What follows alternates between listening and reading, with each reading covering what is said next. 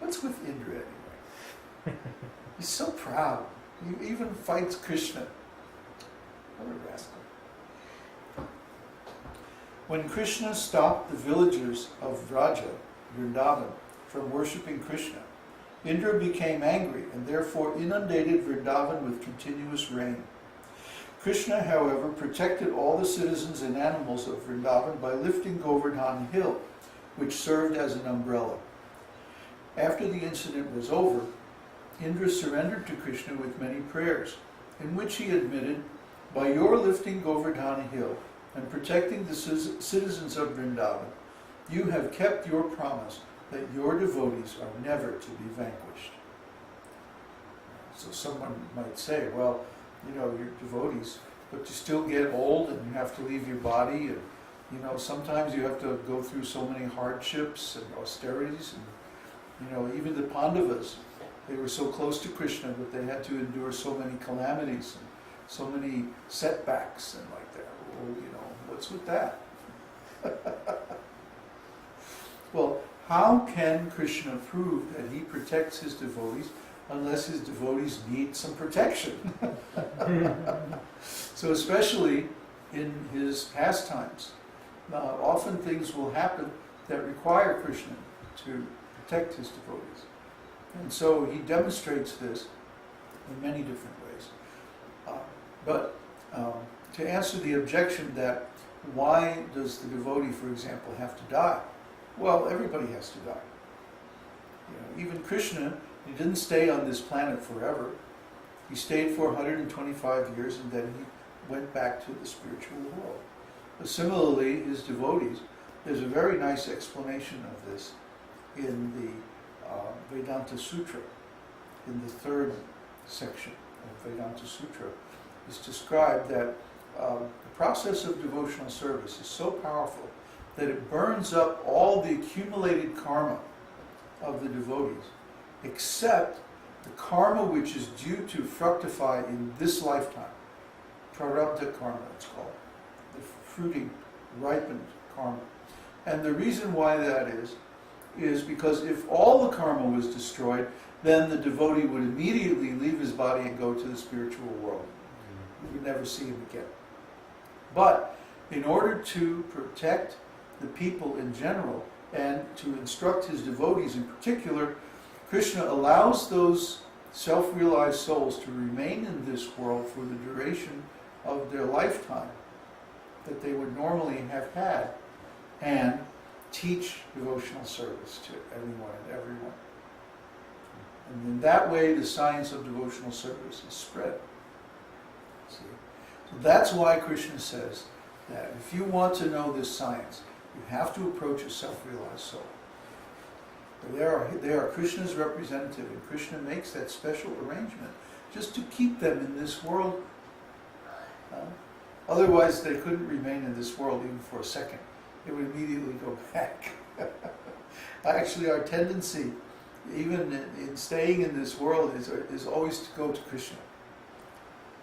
We don't want to stay in this world. We can't be happy in this world. So once we have seen Krishna and we are connected with Krishna again, then we really don't want to stay in this world. We want to go back to the spiritual world. And we know how to go. We can go in a second. But Krishna always says, you know, I have so much service I want you to do. And we're like, oh, okay. Yeah, I'll go and do the service. So we come back, and sometimes we use different devices to stay in contact with the material world so that we can present this science of devotional service. Because if we get too high, if we get too blissed out or too much engrossed in spiritual affairs, then how can we teach nicely? We'd be always sitting here giggling. We wouldn't be able to teach anything. Or crying or laughing or something. But actually the devotees suppress their ecstatic symptoms. Except sometimes Krishna will overwhelm the devotee with ecstasy so much that he can't help himself. But normally the devotees like to suppress the symptoms, and actually this increases the intensity of their ecstatic feelings. Because they don't express them outwardly, they only feel them inside. And this is part of the development of ruchi, or taste.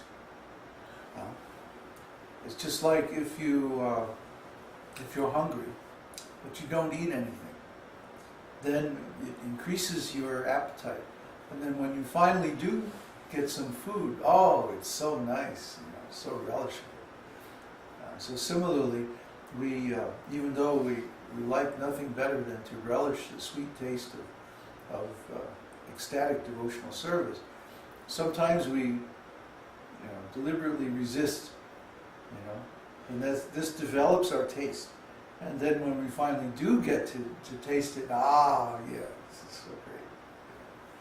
So this is part of the confidential dealings of Krishna and his devotees.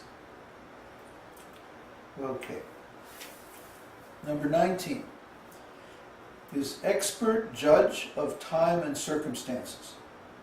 Krishna was very expert in dealing with people according to circumstances, country, time, and paraphernalia.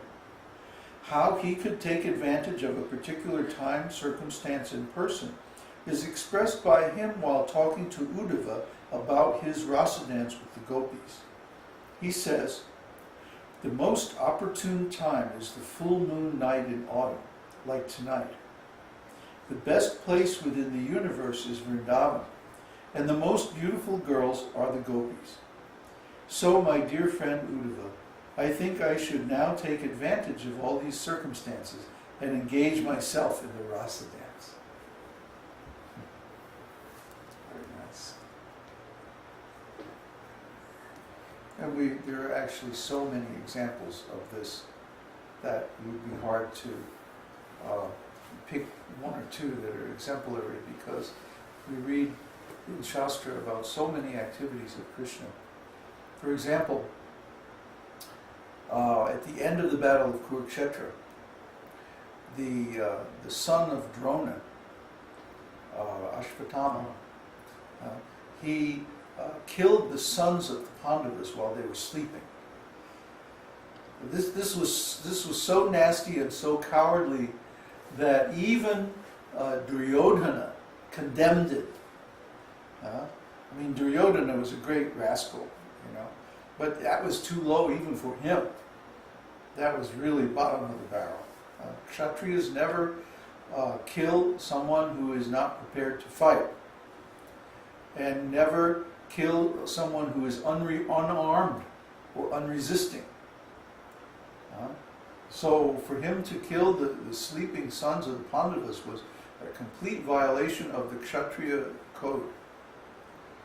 And so he was thoroughly rejected by everyone. And then the Pandavas went after him and they caught him. So they brought him back, dragged him back. And, they were going to kill him in front of Draupadi, the mother of all the children that were killed. And Draupadi said, "No, don't kill him, because he's the son of our teacher." Actually, they asked Krishna first, "Should we kill him or should we not kill him?" And Krishna said, "You should kill him. But you should also ask Draupadi, because Draupadi's sons were the ones who were killed." And Draupadi said, "No, don't kill him."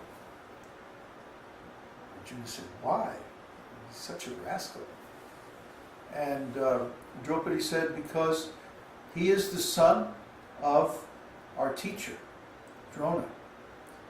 And I, having lost my sons, I know how much grief that Drona and his wife would feel in losing their son. And I have several sons, and I still have one, actually grandson, in the womb, that Krishna saved Parikshit. So at least I have some issue, but if if Ashvatthama was killed, they would have no issue.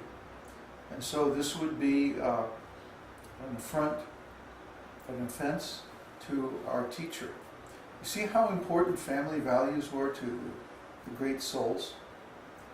See, these family values were so important that even a great rascal who deserved to be punished like that, he would not be punished so that he could, so that they would not offend the elderly family members.